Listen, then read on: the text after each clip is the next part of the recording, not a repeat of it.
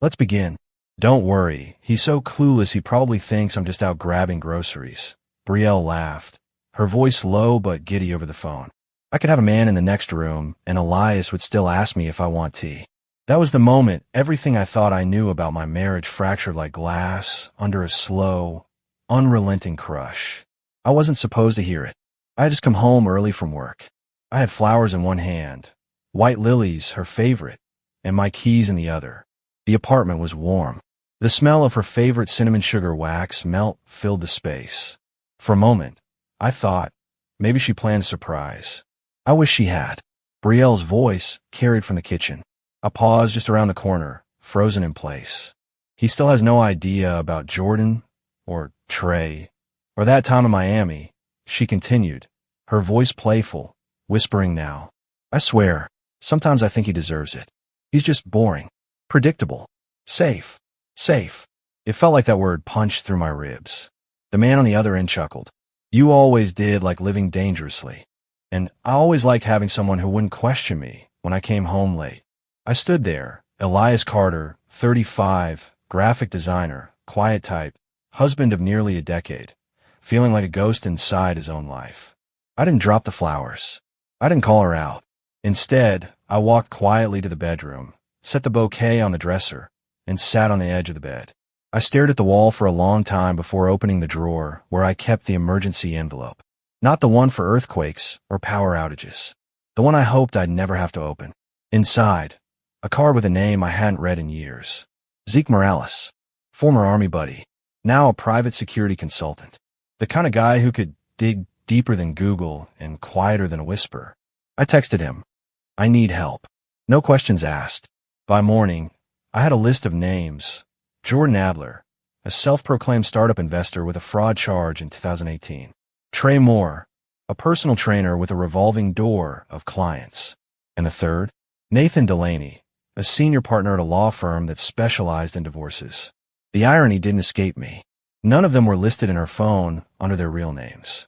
She'd saved one as dog walker, another as spa. It was clever, too clever.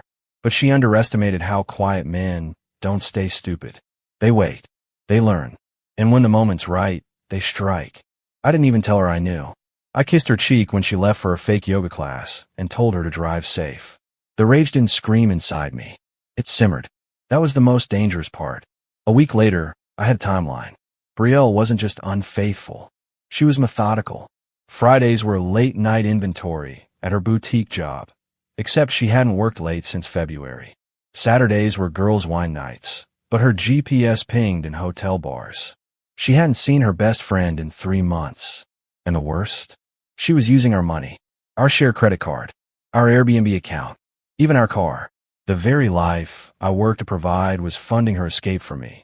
Still, I didn't lash out. I began preparing something much colder. When she came home that night, I was already in bed, pretending to sleep. She kissed my forehead softly, almost lovingly, and whispered, "You're the best thing that's ever happened to me." It was the most twisted thing I'd ever heard, and it only fueled what I was about to do. A month later, I asked her to plan a weekend trip, something romantic, just the two of us. She lit up, instantly suggesting the mountain cabin we'd visited on our 5th anniversary. It'll be like starting over, she smiled. I agreed. What she didn't know was that I had already visited that cabin the week before. I upgraded the Wi-Fi, installed discrete cameras, and brought along a few essential tech tools I borrowed from Zeke. This trip would be her last performance, and my grand premiere. The day we left for the cabin, she was glowing. You'd think she'd just fallen in love again. She packed soft knits and oversized sweaters, a camera we hadn't used in years, and a bottle of Merlot that I remembered us saving for a special moment. She hummed as she braided her hair, kissed me on the neck, and said, "I've missed this." It made me sick, and yet I smiled right back. Because by then, I had seen enough to know that the version of Brielle I married was gone. In her place stood someone who weaponized charm, who performed love like it was a scene rehearsed. But I needed her to keep performing. I needed her to believe the script hadn't changed. We drove in the mountains just before dusk.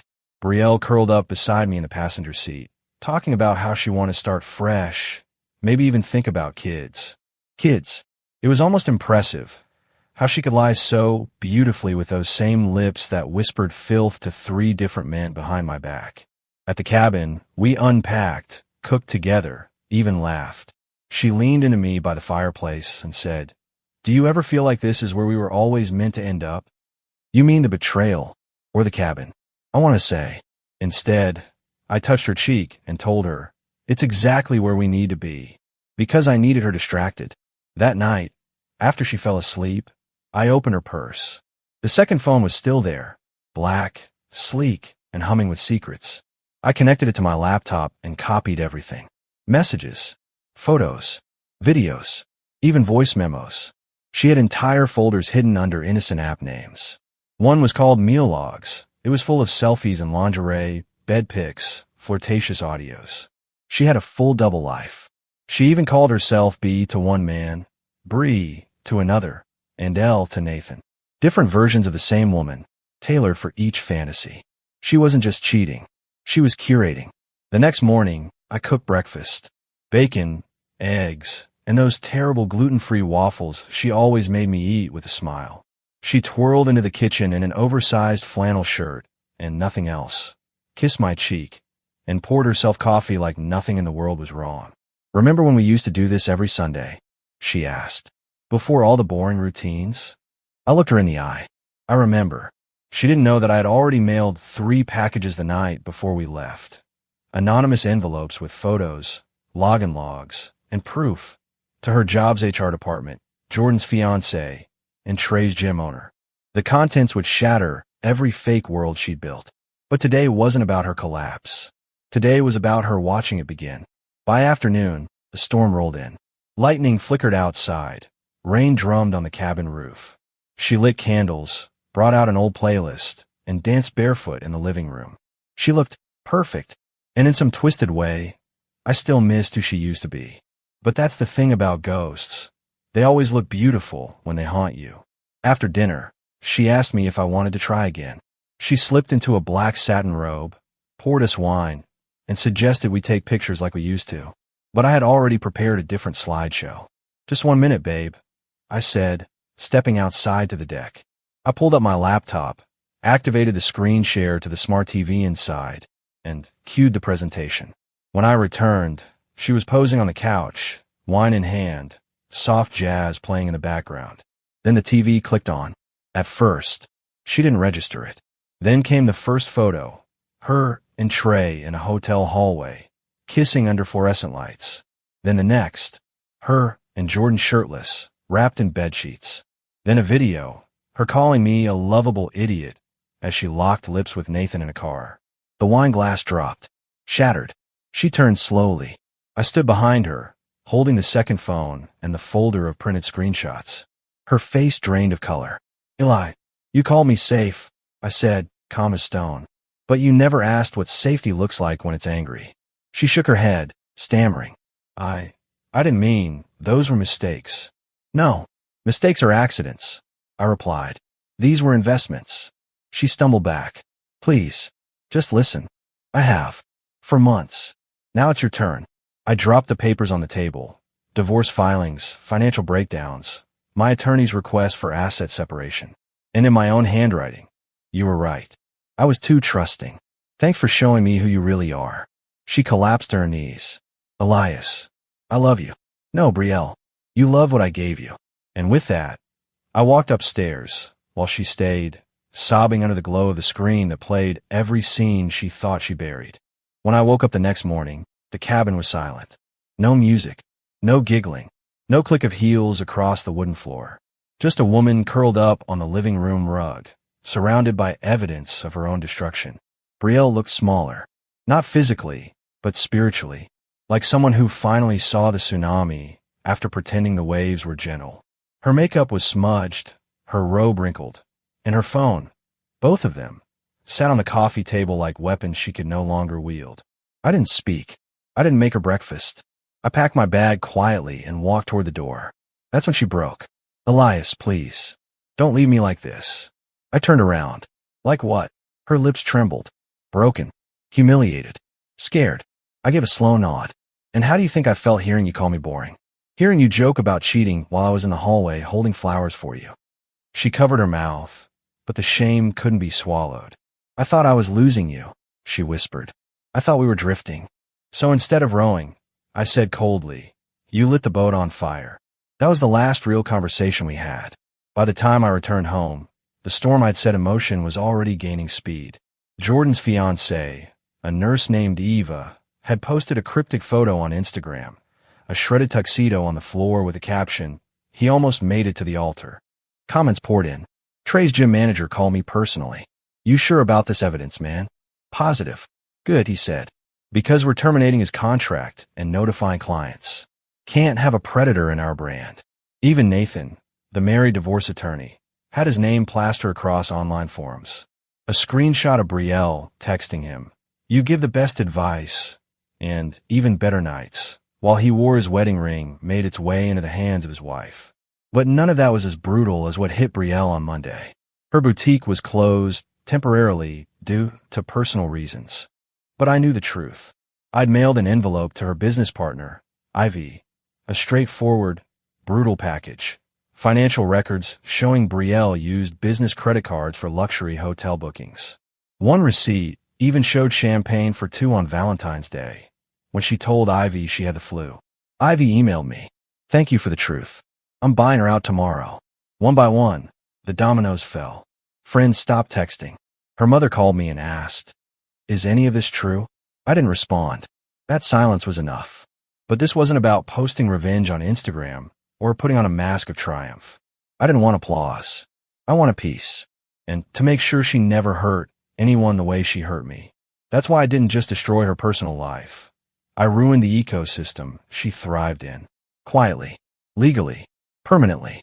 I had a new job lined up in Chicago. New apartment. New everything. I even changed my number. The only thing I kept from that life was my name, because it was mine before her, and it would be mine long after. A week later, she emailed me. Subject line, "I'm sorry." There were no attachments. No explanations. Just 6 words. "You were never the fool, Elias." I didn't reply.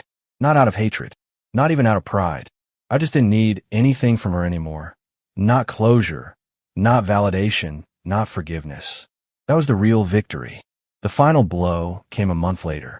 I got a call from a mutual friend, someone who hadn't taken sides yet. "You might want to see this," he said. He forwarded me a photo from a neighborhood forum, Brielle's boutique storefront with a for lease sign in the window. In the comments, someone had written, "Crazy how someone so polished had such a dirty trail." I stared at that sentence for a while. Not because it was cruel, because it was true. Chicago didn't greet me like some fairy tale city. It was cold, busy, sharp-edged, but it was also real, honest. And for the first time in years, I felt like I could walk into a place without pretending to be someone I wasn't. I rented a small loft on the edge of Logan Square. Nothing flashy, exposed brick, old floorboards, sunlight in the mornings. I furnished it with secondhand charm. No reminders of her. No hollow photos on the walls. Just space to breathe. And breathing, it turned out, was something I had forgotten how to do. The first few weeks were hard. I'd wake up and instinctively look at the side of the bed she used to sleep in. I'd still flinch when I passed boutiques or heard her laugh on someone else's ringtone. That's the thing about betrayal. It doesn't just leave wounds. It reprograms you. But I didn't run from it. I sat with it. Every morning, I made coffee, opened my journal, and wrote one sentence. Today, I choose truth. Some days that truth was painful. Other days it was freedom. One afternoon, I went hiking again. I used to love it. Long before marriage. Long before the noise. There was something sacred about walking into silence and not needing anything but your breath and the trail beneath you. I reached the top of a ridge and stood there, alone, wind pressing against my chest. And I cried. Not for her. For me. For the version of myself that stayed too long. That believed love meant endurance. That thought silence meant weakness. But standing on that hill, I realized something I never understood before. Silence isn't weakness. Silence is strategy. Especially when it's the calm before a storm you carefully built. One gust, and everything false around them collapses. Back in Chicago, I started seeing someone. Not in a romantic way. Her name was Cassidy, a barista at a local shop I started frequenting. She was soft-spoken, smart, and had this way of noticing people without making them feel exposed. One day, she asked why I always ordered 2 drinks, but only sat alone. I told her the truth. Habit. She smiled, then said something I'll never forget. Maybe it's time to make new ones. It wasn't flirtation. It was kindness. The kind Brielle had stopped offering long before she stopped being faithful. Meanwhile, Brielle's world continued to crumble. I didn't ask, but information found its way to me. Ivy sued her for embezzlement. Turns out, Brielle had siphoned thousands over 3 years. Her boutique was sold at a loss. She had to move back into her parents' house in Connecticut, where her father, a stern man who once toasted our wedding, reportedly refused to speak to her. Her name became a cautionary tale among her old friend circles. Not because she cheated, but because she thought no one would ever call her bluff. And as for the men, Jordan vanished from social media. Trey got dropped from his gym chain and moved states. Nathan's divorce became a public spectacle. His wife took the kids, the house, and even exposed some of his firm's internal misconduct. None of them ever reached out to me. They didn't dare, because I didn't humiliate them. I dismantled them, and all I did was tell the truth. One night, I got a letter in the mail. No return address. Inside, a single photo of Brielle and me on our wedding day torn down the middle, and on the back, her handwriting. I wish I had been the person you believed I was. I stared at it for a moment, then dropped it into the fireplace. Not out of anger, but because I didn't need her regret. I didn't need to win. I had already healed. I started writing again, sketching again, picking up every part of me that had gone silent under her shadow. My life wasn't loud. It wasn't glamorous, but it was mine. And that, more than anything, was the most dangerous thing I'd become. Untouchable. 6 months passed. I didn't count the days. I counted the changes. I could sleep through the night again. I could hear a laugh that sounded like hers and not flinch. I could pass couples on the street without bitterness choking my throat. But the biggest change, I no longer question why she did it. Because once you stop tying your worth to someone else's decisions, their betrayals stop feeling personal. They become reflections of their own character, not indictments of yours. Still, I hadn't forgotten everything. There was one final move I hadn't played. I waited until the holidays. Why? Because I knew it would sting the most. Brielle was working part-time at a department store in New Haven, a far cry from the boutique she once bragged about owning. Through a mutual acquaintance, I learned she had applied to over 30 jobs. None had called back. Why? Because anonymous emails with prior misconduct documentation had a funny way of following her resume. Not sabotage, just facts, forwarded to the right people. I told no one what I did, until I visited Cassidy's coffee shop one chilly December morning. She asked how I was doing, really doing, and for the first time in years. I said good, peaceful. She handed me my coffee with a soft smile. Then maybe you should finally let go. I knew what she meant. So I walked 3 blocks to the post office and dropped my final envelope in the slot. Inside, a check for $11.47. Half the cost of the breakfast Brielle bought on the morning she went to meet Nathan in that hotel, claiming she was heading to the salon. It was petty. It was ridiculous. But it was the last thread tying me to that version of myself. I paid her back for the lie. And with that, I closed the book. A year later, I was living in a new neighborhood. Same city, better view. I had turned the sketches I'd started into a small online brand. Minimalist prints and poetic captions. People liked them. One post even went viral. You can't fix someone's loyalty by breaking yourself. Thousands of comments, hundreds of emails, and one anonymous message that simply said, "I'm glad you found yourself again." Was it her? I'll never know. But it didn't matter. Because by then, I was no longer haunted. People still ask about her sometimes. Friends from the past. Curious voices who read between the lines of my work. How did you not lose your mind? My answer never changes. I didn't scream. I just listened. And when I had heard enough, I responded with silence loud enough to collapse everything fake around her. That's the thing about quiet revenge. It doesn't trend. It doesn't headline. It haunts. Now I hike more, read more, laugh more. Sometimes I think about love, but not the old kind. Not the one that requires sacrifice at the cost of self. The next time I love, it will be with eyes wide open. No worship, no rescue. Just 2 people walking side by side, with honesty between them, not secrets. And as for Brielle, maybe she changed. Maybe she didn't, but I don't need to know, because she's just a name in a closed chapter. And me? I'm the author now, of peace, of purpose, of power, and of a story where the man everyone underestimated walked away, not with revenge and flames, but with dignity and silence.